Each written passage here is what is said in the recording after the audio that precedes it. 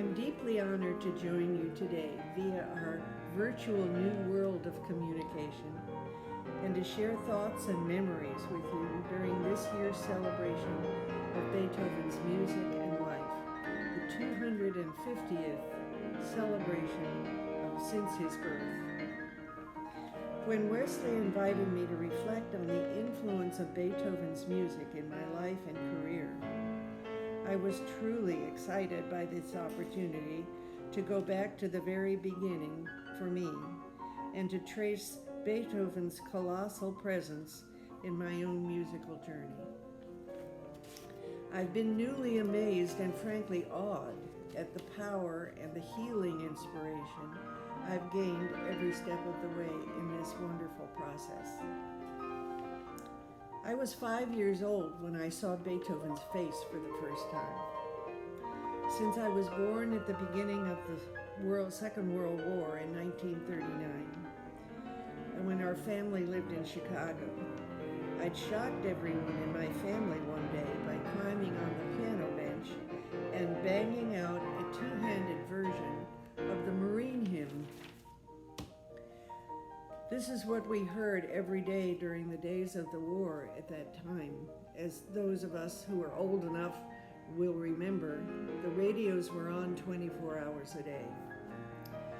My parents, about whom I can never say enough with adequate gratitude, went into immediate action. Since my ears seemed to pick up tunes quickly, they felt I needed to have the best musical training from the bottom up. Soon after this sudden piano performance, we moved to Washington, D.C., just after the war came to an end. My parents had their eye on a couple who had also just moved to Washington from Chicago, where they had founded an important music school. Glenn Dillard Gunn and his wife, Bessie Bracken Gunn, soon established a distinguished presence in the Washington area and the arts community there. Dr. Gunn had been appointed the chief music critic of the leading newspaper. At that time, it was called the Times-Herald. Mrs. Gunn established her own music studio, teaching the piano. Their exceptional pianistic background included their participation in the master classes of both Busoni and Arthur Friedheim in Europe. They were a most distinguished couple. It was in their home that I saw Beethoven's face for the first time. I'd been invited to play something for them in the hope that they might accept me as a student. Just behind the piano was a tall bookcase, and atop that was a full-size bust of Beethoven's head. Its terrifying face, at least to a 5-year-old, with its glowering scowl the world has come to know so well, truly scared me. I don't remember at all what I played, but I do remember that this hair-raising face was all I thought about. As good fortune had it, the Gunns accepted me as their student, and I stayed with them for the next 9 years of my piano life. Almost immediately, the music of Beethoven began to enter my fingers and my musical bloodstream. I was given bagatelles, familiar sonatas such as the Moonlight and the Pathétique, and even the C minor variations, as well as other works of a wide range of composers deemed appropriate to them for my age. Every year, I gave a recital in their studio with works of increasing difficulty and introducing me to giving performances in front of, frankly, usually very friendly audiences. When I was 10, they gave me my first major piano concerto. This was the first Beethoven concerto in C major. They arranged a public performance for me with orchestra when they felt I was ready to do such a thing, new for me, with all those people playing their instruments behind me. Remember being asked by Dr. Gunn to run through the work once more before the first rehearsal. At this trial run, as well as I thought I was trying to do what he wanted, nothing pleased him, and his scowl of discontent, for me, resembled that frowning face on that bust, which was still perched on top of the bookcase. The performance of the concerto took place in Washington with the Civic Orchestra, with my mother, Betty Schein, and my teenage sister, Linda, in the violin section. After the concert, my sister's only comment was that I made too many faces when I played the wrong notes. During those post-war years in Washington, there were many extraordinary, what I would call true visionaries among the cultural leaders of the city. In the universities alone, in the music departments of the American, George Washington, Georgetown, Catholic, Maryland, and Howard universities, there was a formidable body of performers, teachers, and scholars. Together with the Library of Congress, the National Symphony, the National Cathedral, plus a handful of exceptional concert managers and philanthropists, the Washington arts community acted in one post-war frenzy of activity. Their ambition and their determination was to make Washington into an arts center second only to New York at that time. Once again, thanks to the generosity and wisdom of my parents, we were able to attend concerts each week of a quality and artistic scope of the highest caliber.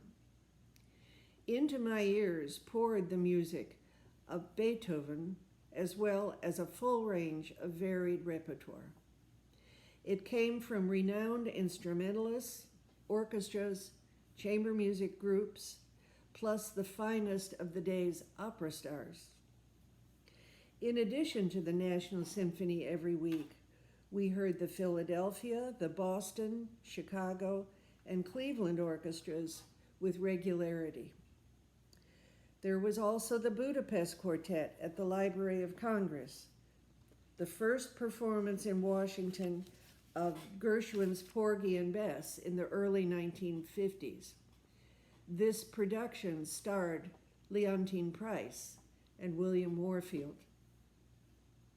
Many of the pianists, especially Arthur Rubinstein, performed not one, but often two or three concertos, very often Beethoven concertos, in one evening.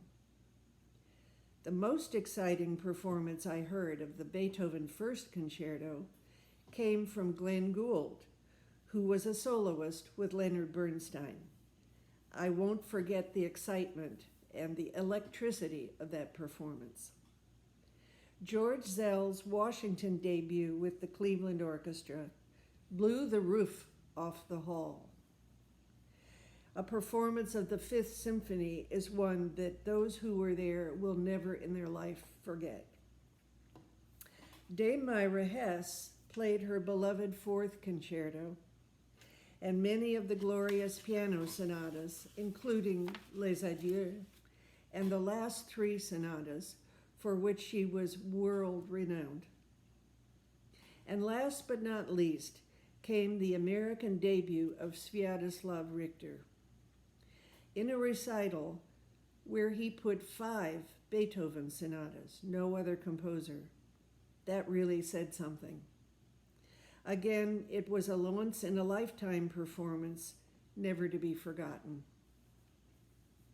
When I was 13, I attended the Interlochen Music Camp in Michigan for the second summer. The Guns had given me my next concerto, the great MacDowell Concerto in D minor. I entered their yearly competition, and the result was unexpected and life-changing.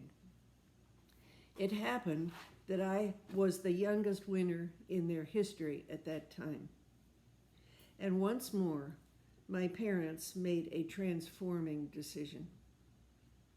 It seemed the right moment for them to seek the advice of some of the most prominent piano teachers in the hope that they might assess my potential for a career as a concert pianist. They chose well. I played for Steuermann at Juilliard, Horjovsky at Curtis, and Mieczysław Munz at Peabody Conservatory in Baltimore. After Munz heard me play, he right away gave his opinion to my parents. "I see a long life ahead for your daughter in music," he said, "and I would be willing to give her 3 to 5 years of teaching and training toward that goal." My parents took his extraordinary advice and acted on its faith. I was accepted as a special student at Peabody, and I studied with Mieczysław Munz from 1953 to 1958. He immediately filled my musical life and my fingers with the finest composers, including the most demanding in Beethoven's works. He pushed me kindly but firmly into a rigorous technical routine and challenged me to learn Beethoven's sonatas, variations, and concertos with breathtaking speed, or so it seemed to me. He assigned both the Waldstein and the Appassionata and expected performance of both in his class within a few weeks. The same routine followed with concertos. I was given both the 4th and 5th concertos at the same time, and also was expected to produce them both in his class within weeks. At obviously some modest level, I did what he expected, and in the process, I fell deeply in love with this glorious music. My first public performance of the first major Beethoven work was a performance of the Eroica Variations, which was at that time one of my most favorite works to play. When I was 17, I performed it at the Pan American Union. The next year, I performed the Emperor Concerto for the first time with the National Symphony. My parents and Munz were really happy to read the review the next day by Paul Hume, who had been trained by Dr. Gunn and succeeded him at the Washington Post as chief music critic. The review said that I especially excelled in the heavenly slow movement.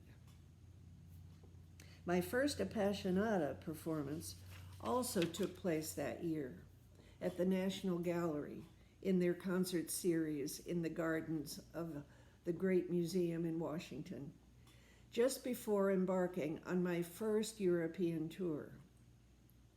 The critic remarked that my youthful exuberance sent the speeds flying into the stratosphere, and that he hoped someday that the deeper musical meaning in this great work would be realized. But he wished me a bon voyage on my first tour abroad, nonetheless. The career Munz had predicted was therefore very much underway. In 1962, I made my New York debut in Carnegie Hall, having been taken into the management of the great Saul Hierach, and thus another dizzying escalation in my performing life. Munz helped me to prepare and plan the program, which featured the humoresque of Schumann at its center. And what piece would be ideal to open this recital? And we hadn't come to a conclusion until one day I remembered having been deeply moved by a performance of Les Adieux by Myra Hess, with its very personal story, inspired by Beethoven's close friendship and association with the Archduke Rudolph. I also knew all about Myra Hess and her own heroic experience during the Second World War in London. During the days of the horrendous Blitz bombings that were taking place at every day, every week, and even into the years of relentless bombing. And how Dame Myra gathered her colleagues to join her in daily concerts at the National Gallery, all live broadcast by the BBC as the bombs fell. I remember photographs of her in the National Gallery in a heavy fur coat and gloves with holes slit for her fingers to go through. The roof of the National Gallery had in great part been blown apart, but the concerts never stopped. So I asked Muntz what he thought about my opening the recital with Les Adieux, and he agreed, despite the fact that it would be my first performance of this work, and his steel nerves never flinched. In 1966, I made my first tour of the Far East. By this time, I had been performing in over 40 countries worldwide. But on this particular tour, an unforeseen event took place.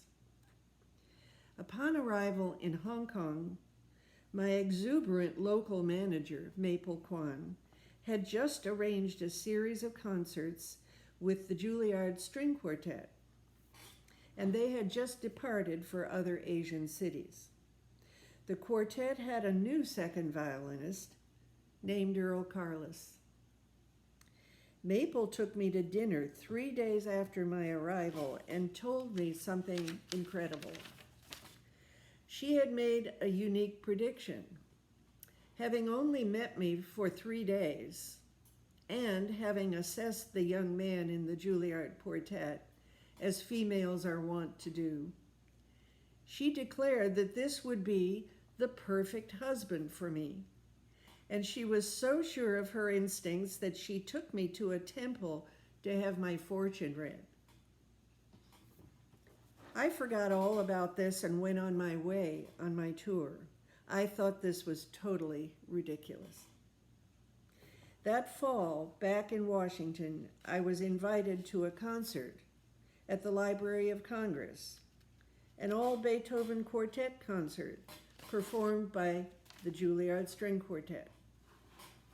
So we did meet that night at the party given for the quartet after that concert. And, true to Maple's prediction, we did marry 3 years later. In 1969, between his tours and my travels. At this moment, my entire personal and musical and Beethoven-filled life expanded to hitherto unimagined proportions. I was hearing many whole cycles of Beethoven quartets for the first time. Earl had performed 52 of the whole cycles of Beethoven quartets, 52 of them, of these monumental works during his years with the quartet. And over the next years, we both performed all 10 of the Beethoven violin and piano sonatas, in addition to many trios with wonderful colleagues. I was being lifted onto an entirely new plateau, both of music and of Beethoven's incredible force.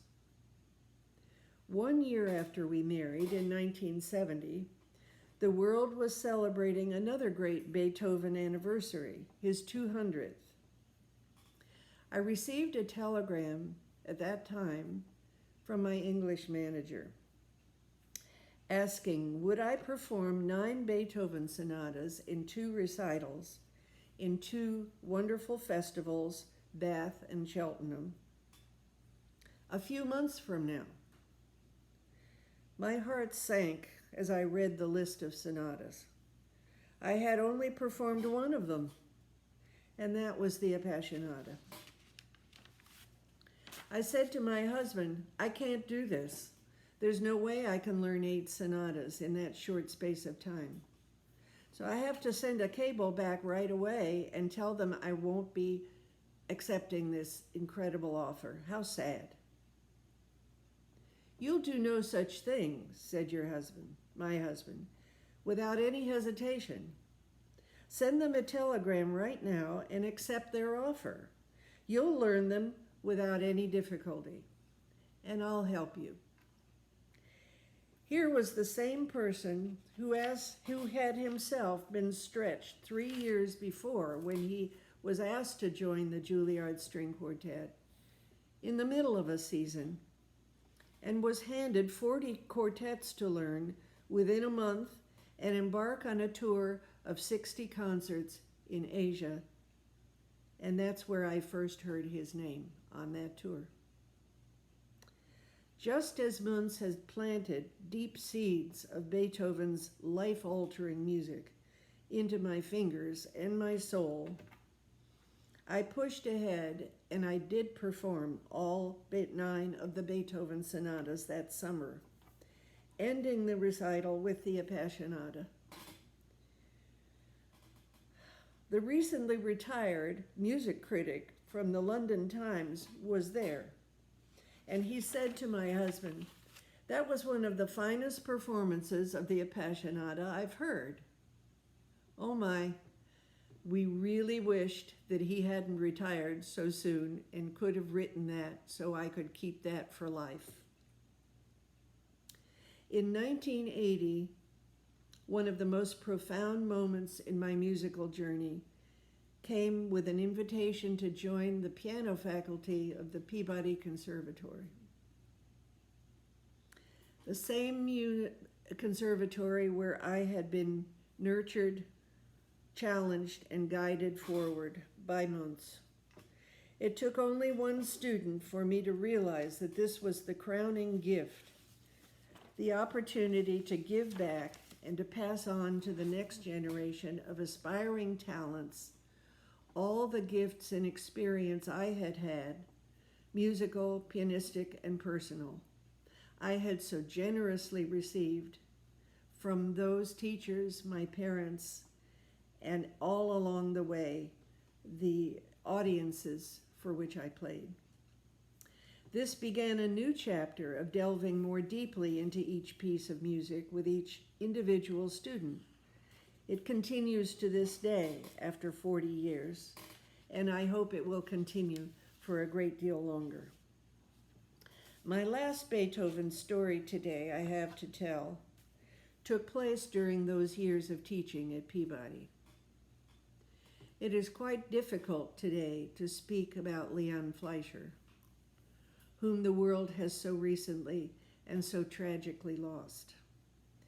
His colossal artistic presence will live on in all of our hearts and musical souls.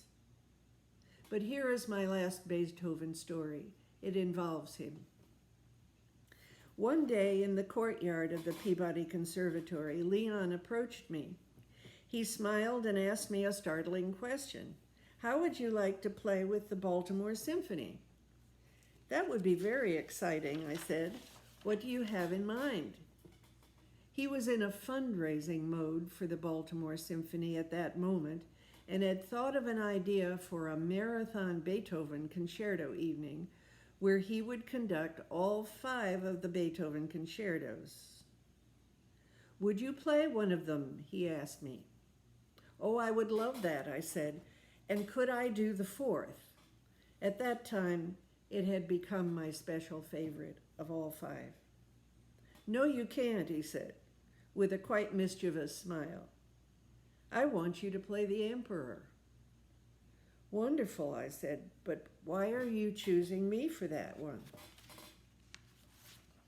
"Because you're the only one who plays that one," he said. And thus was born Leon's creation of an evening lasting from 7 p.m. to midnight. He chose 5 women pianists, and I was very proud to be in the company of truly great artists. Idil Biret, Lillian Kalir, Kathy Jacobson, and Israela Margolid. My Emperor with the Perfect Conductor took place at almost midnight. He named the evening Leon, Ludwig, and the Ladies. I think Beethoven really would have loved this, don't you? So thank you for listening to my walk down a musical memory lane with Beethoven's voice singing with me the whole way. I hope we can meet soon again, maybe in person, God willing. Thank you, dear friends and colleagues, and goodbye for now.